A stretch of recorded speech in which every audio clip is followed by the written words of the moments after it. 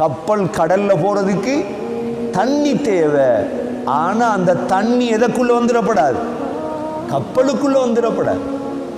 உலகத்துல வாழ்றதுக்கு காசு தேவை, பணம் தேவை, மனைவி தேவை, வீடு தேவை, வாகனம் தேவை. அதை கொண்டு போய் கல்புல பூத்திடப்படாது. இன்றைக்கு அது நடந்ததுதான் ஆகப்பெரிய ஆச்சரியம். தொழுவைக்கு இல்லை, குர்ஆன் இல்லை, தஃப்சீர் இல்லை, அல்லாஹ் ரசூலை தெரியாது. வெறும் துனியா, வெறும் துனியா. மடையர்கள் சகோதரர்களே, பாவம், வாழ்க்கையிலே ஏமாந்தவர்கள். இமாம் நவவி ரஹிமஹுல்லாஹ் தன்னுடைய ரியாது சாலிஹீனுடைய ஆரம்ப பகுதியில் ஒரு கவிதை எழுதுகிறார். இந்த உலகத்தில் சிலர் வாழ்ந்தார்களாம். இன்னலில்லாஹி இபாதன் ஃபதனா, அல்லாஹுடைய புத்திசாலியான சில அடியார்கள் இந்த